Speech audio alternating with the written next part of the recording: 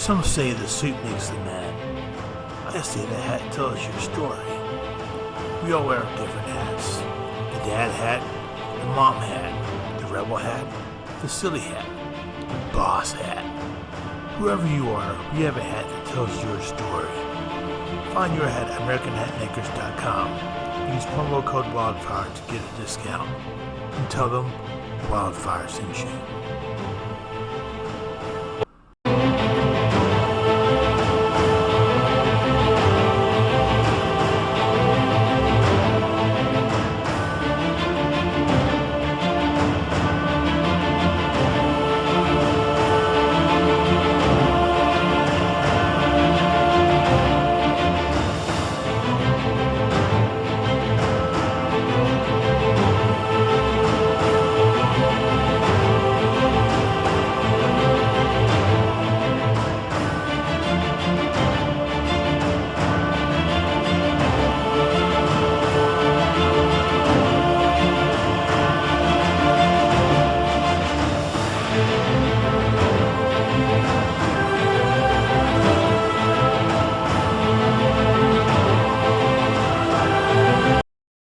Hey, welcome back to Wildfire Kingdom. I'm with Dr. David Wheeler. We're talking about evangelism in this series. This is part 3, and we're going to talk about servant evangelism. And a lot of people probably haven't heard of servant evangelism, so Dr. Wheeler, tell us what that is. Well, servant evangelism is intentionally sharing Christ by modeling biblical servanthood. You know, in other words, it's kind of what Jesus did in John chapter 6. What did Jesus do? He fed the multitudes. At the end of that, he started to share. Now, some of the people left. Some of them, most of them stayed, but some of them left. Now the key here is that everybody was happy they got fed. That's the key. It's living your life as a servant. And as you do that, it opens up doors for conversations because you're engaging with people's lives. That's what it is. Now, the caveat of that sometimes I get from students is, well, Dr. Wheeler, I just think it's wrong that we should serve people with that intention because that's just the wrong intention. Now, Philippians chapter 1 says our intentions really don't matter. What matters is the gospel is proclaimed. Now, I do think intentions matter because obviously Proverbs talks about that too as well. But I serve because Jesus served. I share the gospel because that's what Jesus did. Guys, I'm not asking you to do servant events. I'm asking us to become servants. I think that's what Jesus is asking us to do. Big difference. When we see evangelism as part of our identity of who we're supposed to be and who we are, then it changes it because it makes it more than a project or an event or a program. It makes it actually a lifestyle. Well, servant evangelism, the idea of that is I live my life as a servant to break down walls so that gospel conversations can occur.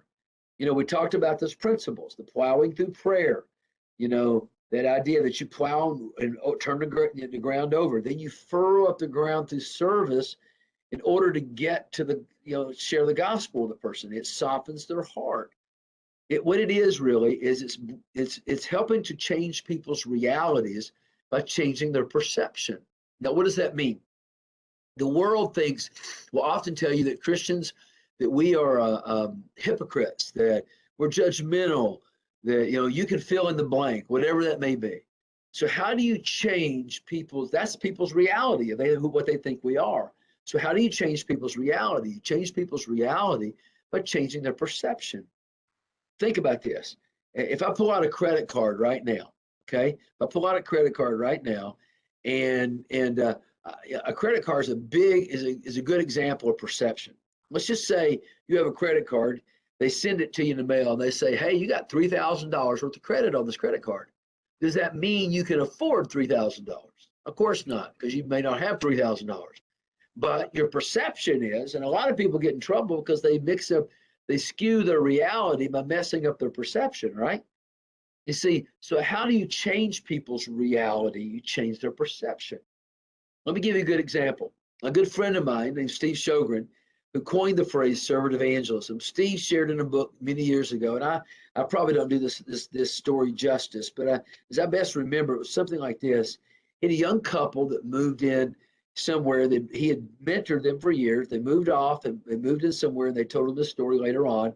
And so they got in there and they started doing what they always did. They started ministering to their neighbors around them. And everybody thought that was great until one day they stuck a fish, showing they were Christians, on their door. It said, one of the ladies next to them came next to him and knocked on the door, said, hey, said, I didn't know you guys were Christians.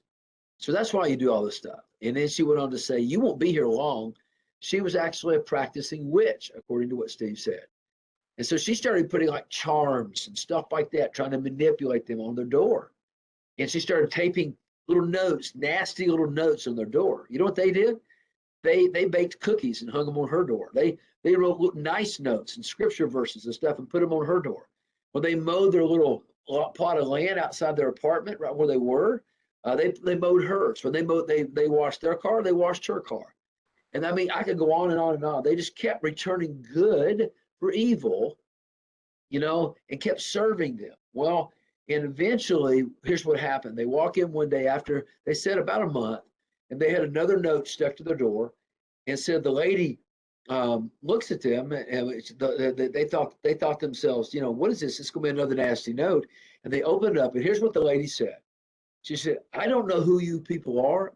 I'm not sure what you have, but whatever it is, that's what I want. Again, what did they do? They changed their perception. Every time they served, it moved it closer to having that conversation. I had a person who lived across the street from me several years ago when we lived outside the state here, and the lady would come in every day, and it seemed like she was upset all the time. She would come in and she'd drive her truck into her garage, and she would shut her garage door and wouldn't talk to anybody in the neighborhood. So my wife started literally baking cakes for her and pies for her. And here's what would happen. She would go over and knock on the door.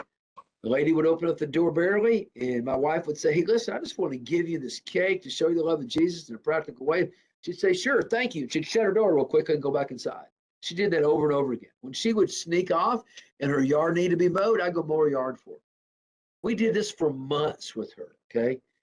And finally, one day, after I'd finished mowing her grass, my girls were out there sweeping off the driveway, and I turned around, and it was that lady, and I went, oh, is everything okay? And she looked at me, and she said basically the same thing that lady said. She said, David, my church has not done anything for me. She said, I have been in church for 25 years. She said, and I don't know what it is exactly you guys have, but I sure am interested in finding out.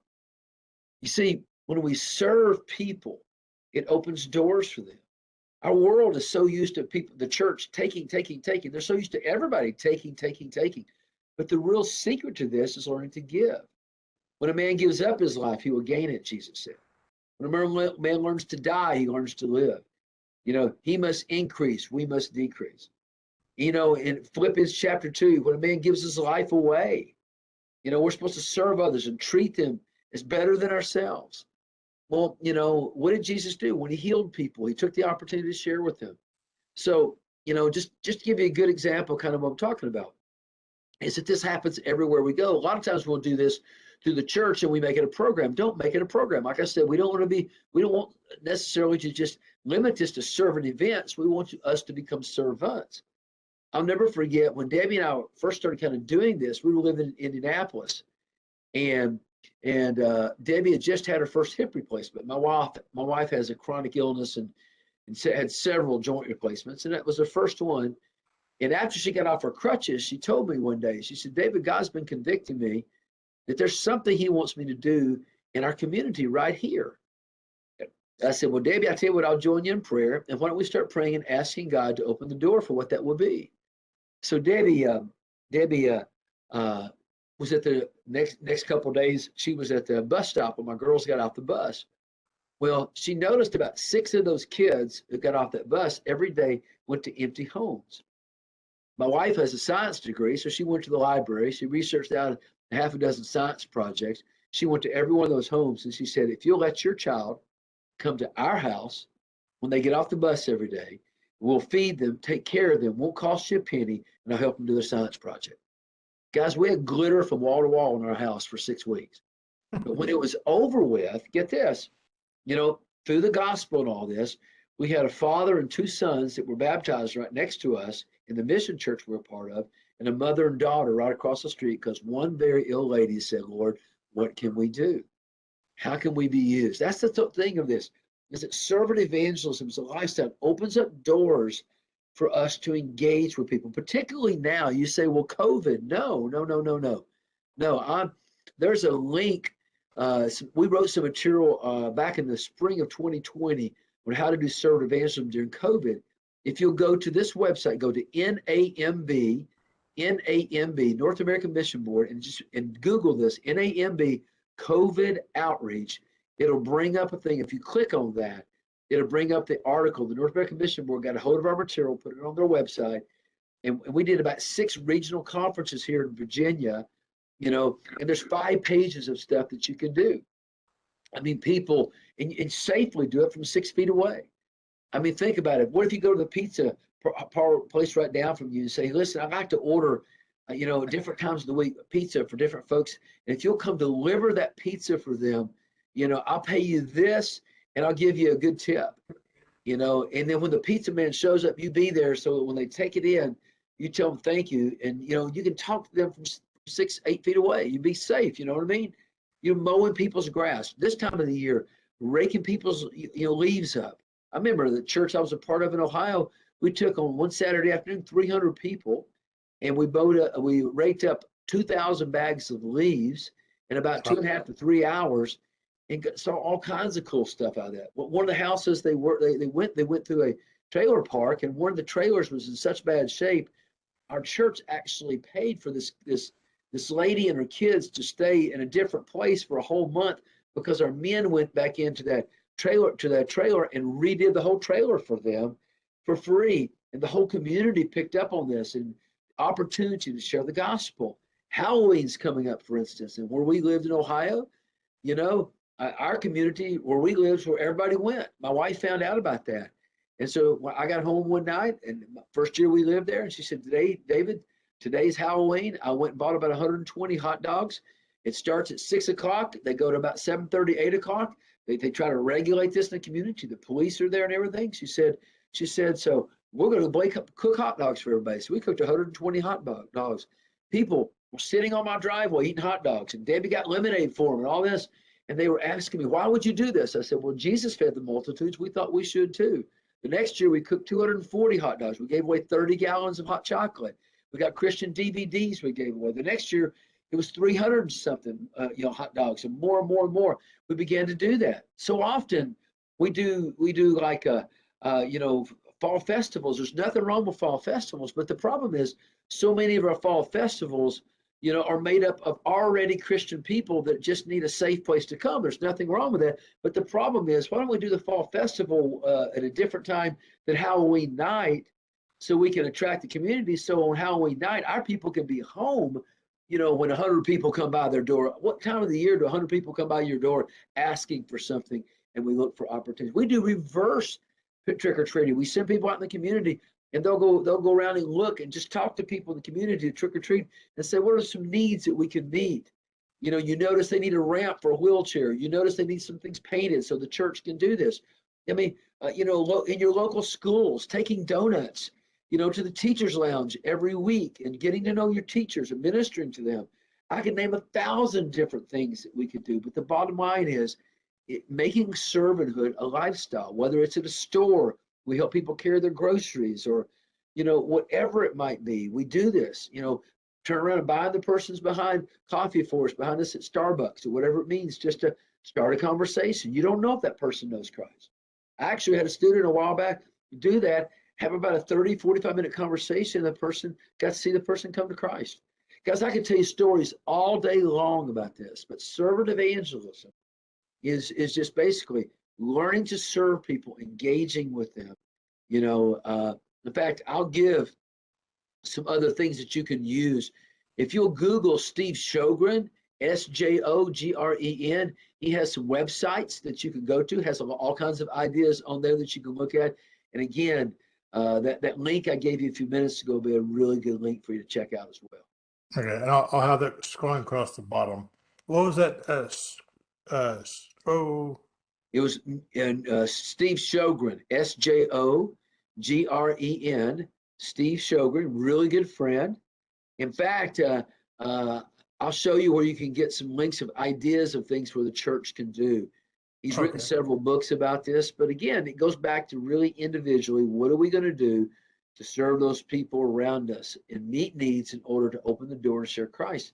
I've had people say, well, I don't feel right because I feel like I'm only doing it so I can share the gospel with them. Well, there's nothing wrong with that, guys. We are hoping to share the gospel with them, but we're serving people because we love Jesus and we love people. That sounds a whole lot to me like the great commandment, right? To love the Lord your God with all the heart, mind, soul, and body, and to love your neighbor as yourself.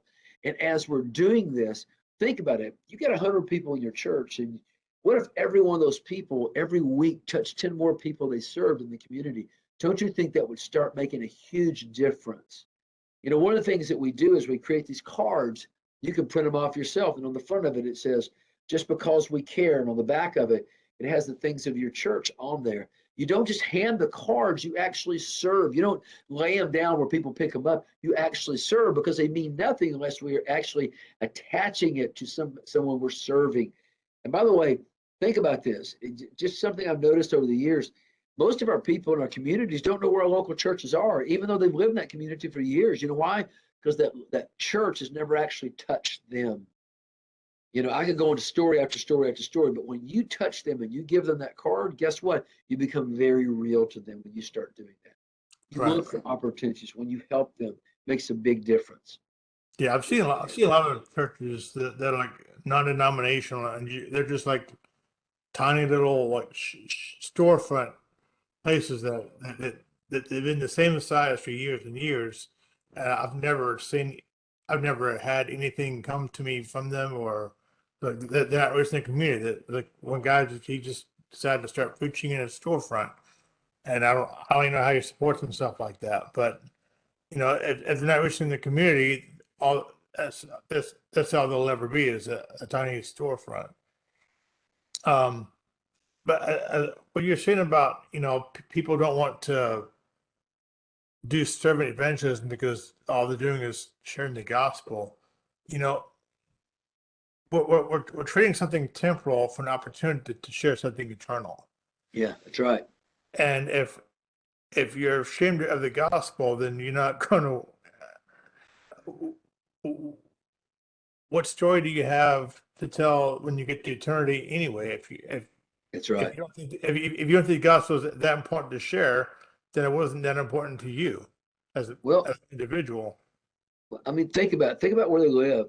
We baptized four of our neighbors over the last several years because my wife just got in their life and started listening to what they were talking about. And she got to, she found out they needed help picking up their kids at school, taking them to swim practice, that kind of thing. The father was a police officer who eventually we got to baptize too, and baptized two of his kids and another young man on the other side because my wife would do that and she just loved them. I mean, we're so, I think, blinded sometimes about trying to get people to the church building, we forget to be the church. And if you will actually serve your neighbors, take the gospel to them and do this over and over again. Again, it may take you a while. I've had people I've worked with. My one next door neighbor I just mentioned took 5 years before he was baptized. But we had so many great conversations and so many great opportunities of serving and doing things together. It was just really cool deal. And so God opens those doors. I'm just telling you, the most fun I've ever had, particularly with my girls when they were young, was when we would go out and do this together. I mean, at Christmas time, getting your local, fire departments to give you material because we have more fires during Christmas than any time of the year, and going door to door and offering to change people's, batteries or people's smoke detectors for them. I've done that with my girls. It's just, again, I can remember doing this in Indiana, and we said, man, for years our church has been on that corner down there. We thought it was time to bring the church to you. That's again, if you look at that, that's what Jesus did. They were out. He was out with people. He was eating with people. He was serving people. He was engaging with them.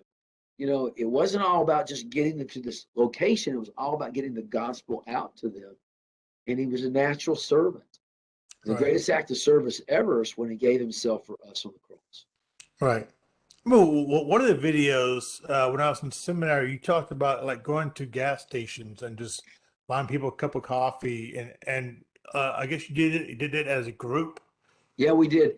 We used to actually we do what's called gas buydowns. You right now would be a great time with gas as high as it is to go into a gas station and just say, hey, we'll buy down every gallon of gas, a quarter off a gallon for about 4 hours or so.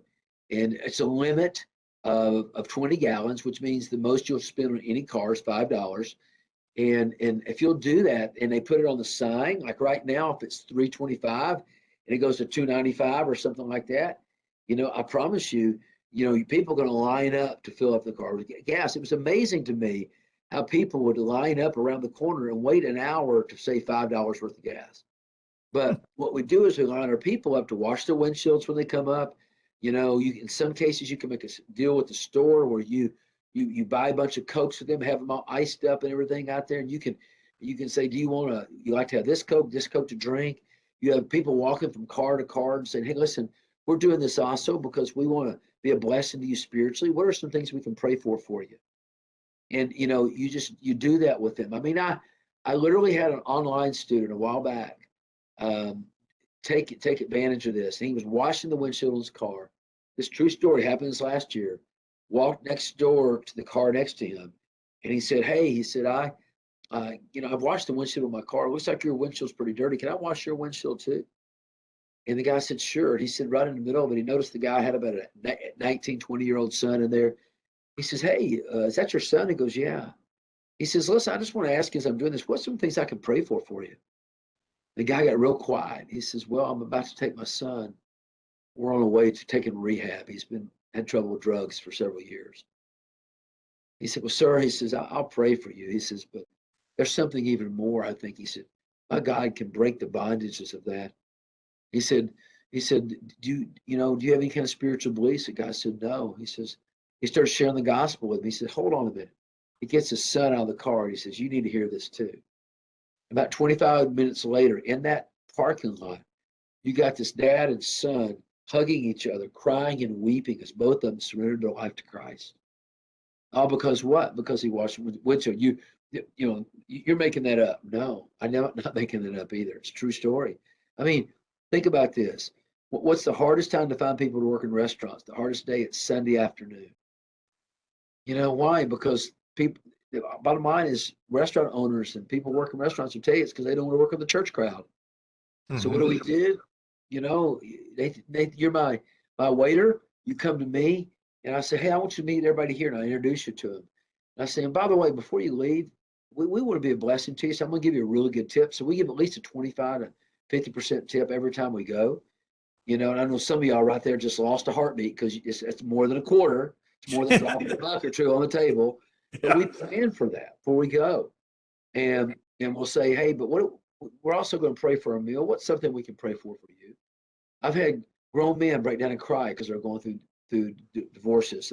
Grown women break down and cry because they were going through child custody battles. I had a lady a while back said, "Would you pray for me? My mother tried to commit suicide last night."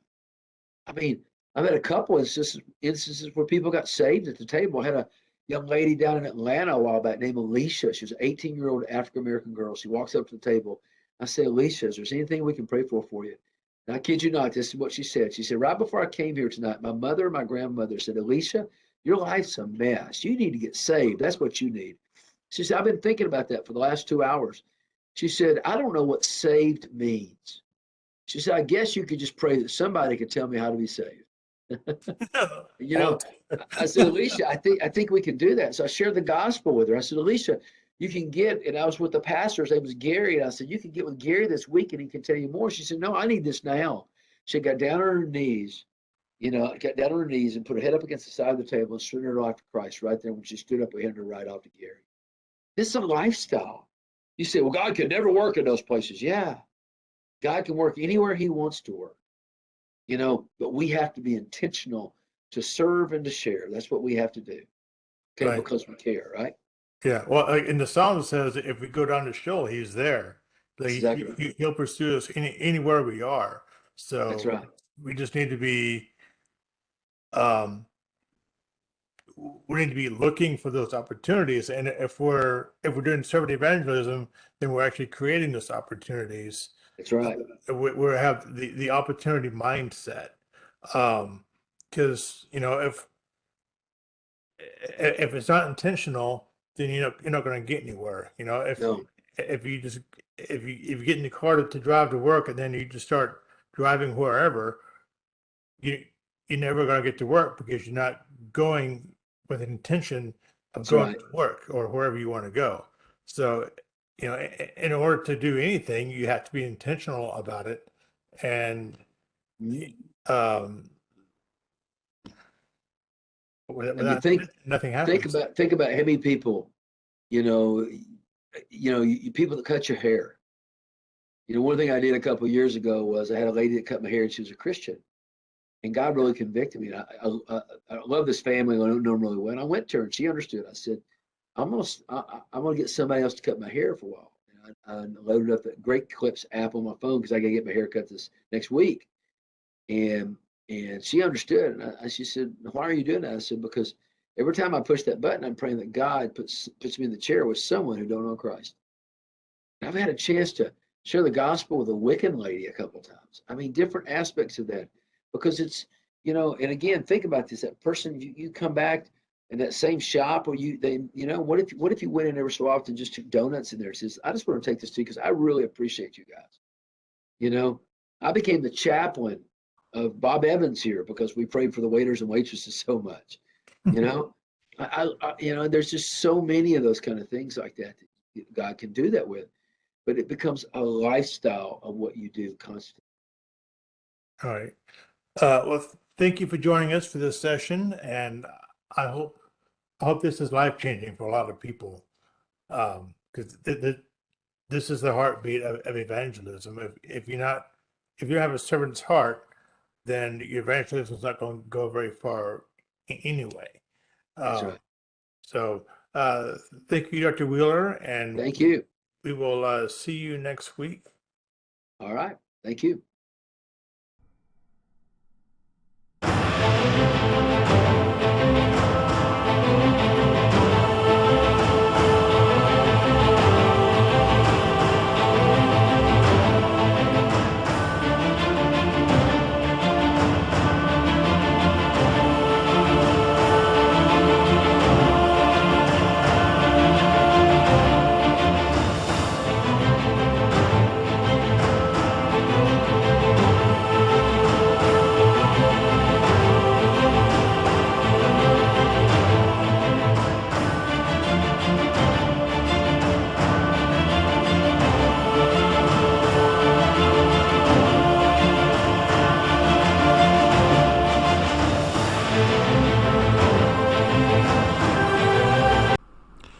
Some say the suit makes the man. I say the hat tells your story. We all wear different hats. The dad hat, the mom hat, the rebel hat, the silly hat, the boss hat. Whoever you are, we have a hat that tells your story. Find your hat at AmericanHatMakers.com. Use promo code Wildfire to get a discount. And tell them Wildfire sent you.